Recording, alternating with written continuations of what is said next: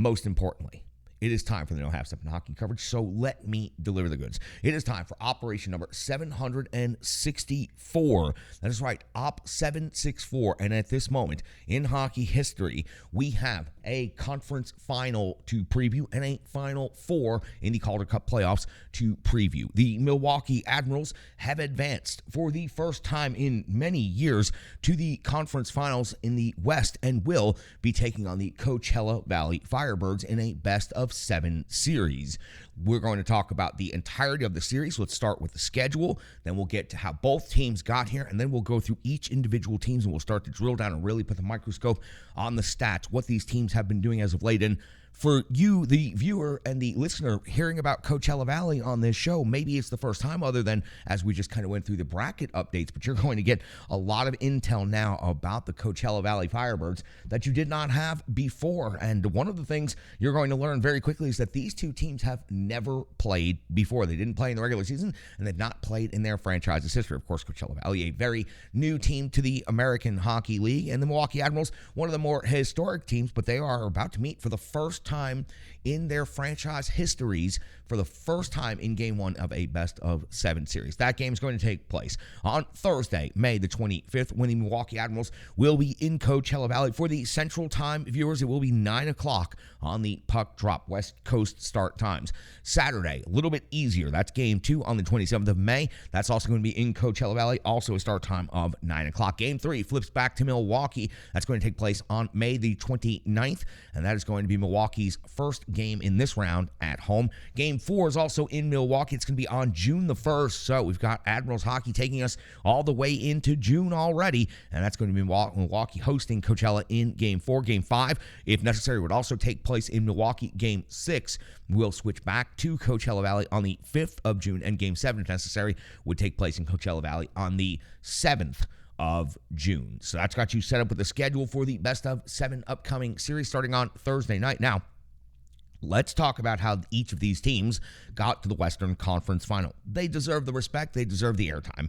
And when it comes to Milwaukee Admirals, they finished the regular season with a record of 41-24-5-2. That was 89 points. Second in the Central behind the Texas Stars. The Milwaukee Admirals are now the last team from the Central still standing. And they did that by going into the second round versus the Manitoba Moose. In Game 1, a 6-2 victory over Manitoba. In Game 2, a 3-2 overtime loss.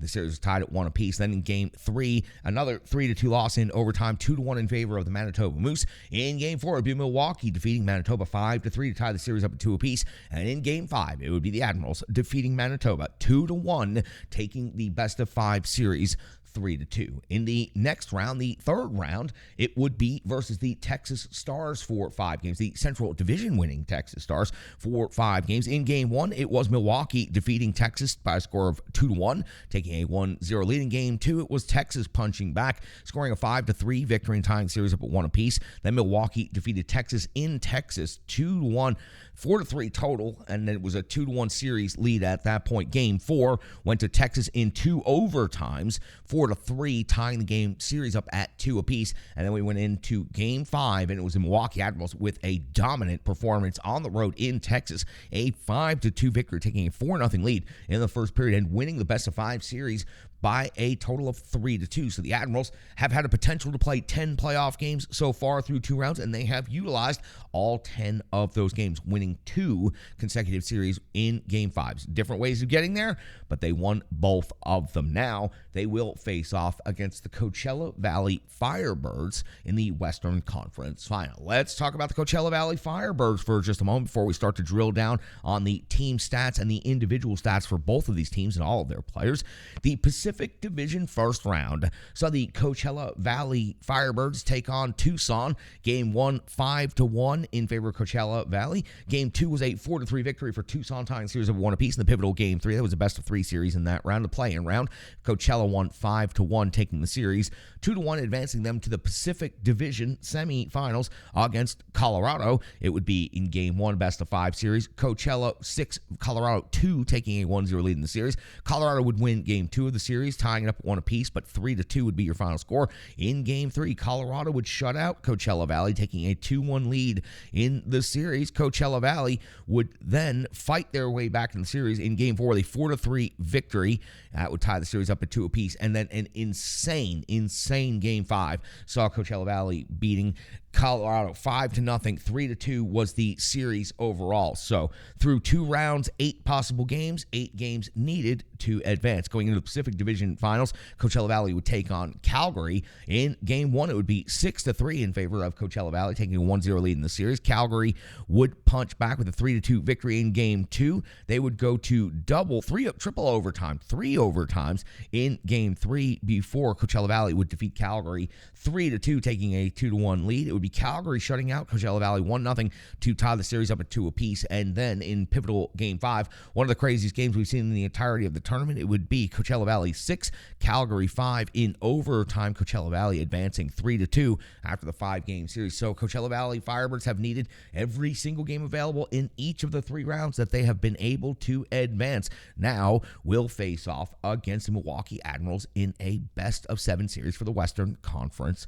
Final. Now, in the regular season, it was Coachella Valley going 48-17-5-2, 103 points, finishing second in the Pacific Division. That second was behind Calgary, who they just defeated. So each of the teams in the Western Conference Final, of course, stand alone in their division. Each had to beat their regular season division winners, though, to advance to this round. Just an interesting little caveat there. But the amount of points, 103 points in the regular season versus the Admirals, 89 points, and Coachella still finished in second place in the division. Now, let's talk about the teams themselves. Now that we know how they got here through the Calder Cup playoffs, let's talk about the AHL ranks for the regular season and the playoffs. Now that we're 10 games and 13 games in respectively, quite the sample size that we can break down and analyze, and we've got quite a bit of that to go. Goals for the Milwaukee Admirals in the regular season, 3.31 per game, was 6th best in the NHL. In the playoffs, they are at 3.40. That is up 0.09 from the regular season. In the goals against category, the Milwaukee Admirals were 2.93 per game. That was 8th best in the AHL. 2.70 so far throughout the Calder Cup playoffs. That is down 0.23 goals per game. In the shots for category, the Admirals generated 30 on net per game, the 17th best in the league. In the playoffs, though, 31.2, up 1.2 shots per game, and that is highly impressive to have your shots on goal go up at this time of the year. Shots against the Admirals, 31.1 in the regular season, was 23rd. The Admirals have improved on that, though, in the playoffs, 28.7 shots against per game. Now, that's 2.4 less per game in the playoffs than they were giving up in the regular season. You add in the 1.2 that they are up in shots for, and you're talking about a variance of 3.6 shots per game. That is a very big number when it comes to a hockey game. On the power play, the Admirals had the best power play in the entire AHL this season. They converted at 29.6%. 9 of 32 so far through these 2 rounds that they have played. 28.1% is their conversion rate. That's down 1.5%, but 28.1% is still a very, very good number at this point. Penalty kill, killing at 84.3%. That was 3rd best in the AHL in the regular season. Now 5-32 in the postseason. It is also 84.3% of the Milwaukee Admirals remain completely even on that category through 10 additional games after the regular season. Now, flipping over and looking at the same set of stats and numbers for the Coachella Valley Firebirds, 3.57 goals per game was 3rd best in the AHL this year, but they have improved upon that here in the playoffs. 3.61. So they're just above their regular season average right there. In the goals against category, 2.69 was 4th best in the AHL, and in the playoffs, 2.23. So a significant drop by 0.4 in goals against. Now, listen, when it comes to offense and defense, the Milwaukee Admirals have faced off against some pretty significant competition already. The Texas Stars were near the tops of the league in virtually all of the categories. So no intimidation factor here, but it's impressive to see what Coachella Valley has been able to put up throughout their statistics. On shots on goal for the season, 31.1. That was 9th best in the AHL. Shots against was 29. That's also 9th in the AHL. On the power play, 20.3% conversion rate, was 14th, 72 out of 286 opportunities. In the playoffs, they are at 11 of 51, 21.5%, so up just 1% in their conversion rate on the power play in the playoffs versus the regular season. On the penalty kill, 82.6%, had them 7th best in the AHL, and they are killing off 80.6%, so their kill rate down just a little bit here in the postseason. Now, when it comes to individual statistics, I'm going to give you the Coachella Valley Firebirds individual player stats first, because you cannot look at the Calder Cup playoffs bracket and look at the stats and everything and not see lots of Coachella Valley Firebirds names. So let's start with Cole Lind, who is leading the entire Calder Cup playoffs in scoring. 7 goals, 10 assists for 17 points. Those 7 goals also tie the team lead for Coachella. McCormick also has 7 goals, but only 8 assists for 15 points. So, of course, he is tied for the team lead in goals. When it comes to third on the team in scoring, Evans, 2 goals, 11 assists, 13 points. Hughes has 0 goals and 13 assists for 13 points. McKenna, 6 and 5 for 11. True, 4 and 6 for 10. And Petman, 3 goals, 3 assists for 6 points. Decord in net has played in every game, 8 and 5, a 9.35 save percentage, 2.09 goals against average. But listen, I need to tell you, because Coachella Valley had to play in the play-in round, because they played 13 games now, the numbers for Decord are starting to pile up. 418 out of 447, a 1 shutout so far in the playoffs, but he's skated 833 minutes of, let's face it, high intense, very, very pressure-filled playoff hockey. So Decord has definitely put in the work and is definitely putting up the numbers, but at a certain point in time, every goaltender starts to break down, and it has not been a lot of rest between that insane series for Coachella Valley and Calgary, and now, Coachella Valley having to go up against the Milwaukee Admirals. So when it comes to the Coachella Valley Firebirds, yes, it's an impressive list of statistics, and their goaltender is near tops in the playoff tournament, but the Admirals have found something in them, this no quit, never give up attitude that's allowed them to come back in circumstances that frankly most teams would not, and has also allowed them to compete in ways that are unexpected, especially late in games. It's been quite a roller coaster ride, but it has been quite fun to see this Admirals team maturing just before our very eyes. Let's take all of those impressive stats from the Coachella Valley Firebirds and let's move it over and talk about the Milwaukee Admirals. Now, I did 2 stat columns on the Admirals because I wanted you to see regular season comparison and playoff performances, because they are 2 very, very different things, and honestly, only a little bit of crossover on there. So let's talk about that right now. During the regular season, the Admirals were led in scoring by Schneider, 25 and 26 for 51. Leonard, 17 and 27 for 44. Luke Evangelista, 9 goals, 32 assists for 41 points. Sherwood, 22 and 16 for 38. Gross, 10 goals, 28 assists, 38 points. And Tomasino, 12 goals and 20 assists for 32 points. Delgado, 3 goals and 28 assists for 31 points. And Askarov was 26, 16 and 5, 911 save percentage, and a 2.69 goals against average. Now, that was the regular season. Over the course of a full season, over the course of 10 games in the playoffs, what we have seen is Luke Evangelista has moved to the top of the leaderboard in scoring for the Admirals. Now, 4 goals and 9 assists for 13 points in the 10 games. That is 3rd best in the AHL in the Calder Cup playoffs. Now, what you will see is a lot of Coachella Valley Firebirds above and below, but you will see Luke Evangelista right there in the middle, 3rd in the AHL in scoring. Gross has 2 goals and 9 assists for 11 points in the playoffs. Delgado, 3 goals and 5 assists for 8 points in the season. So Delgado has matched his goal total from the regular season now in the playoffs. Sherwood, 2 and 6 for 8, but also missed some time in the previous round. Kemmel has 5 goals, which leads the Milwaukee Admirals. Add 1 assist to that for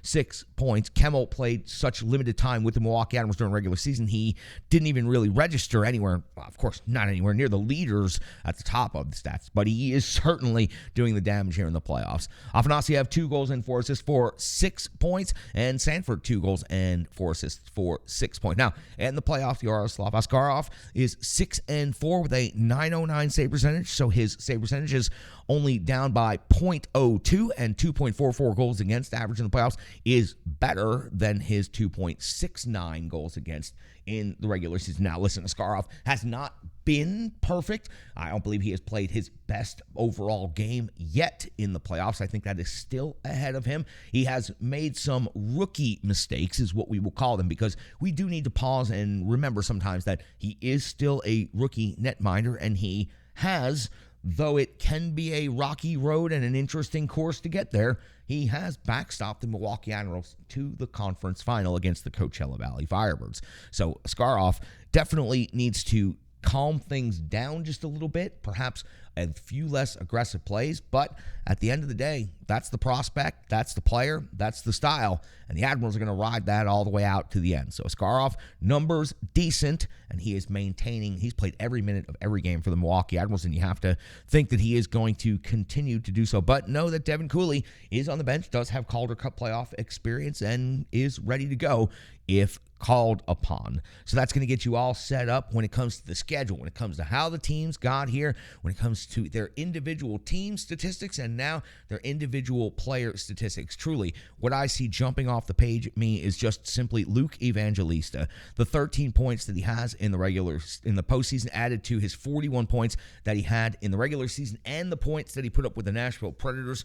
Luke Evangelista is ascending before our very eyes to be the top prospect in the Milwaukee Admirals Nashville Predators system. There is no doubt about that. Now, the thing that I want to mention that's a disappointment after going through the playoff statistics, Philip Tomasino is nowhere to be found after 32 points in the regular season, being one of the veterans and leaders on the team and also doing quite well for the Nashville Predators. Philip Tomasino has come back to Milwaukee and been largely invisible and a bit of a turnover machine so far in these playoffs. Only 3 points so far through 10 games for Phil Tomasino. It's impressive the assists that he has and the timeliness of those assists, but 3 points for a veteran of his capabilities is simply not good enough. We're set for one hell of a hockey series between these two teams. They've never met before. Game 1 will be the first time, so it's new for each and every one of us, and we're going to ride it together. Looking so forward to covering all 7 games of this series. Appreciate you jumping in the trenches with the Renegades of Puck. That's going to get you all set up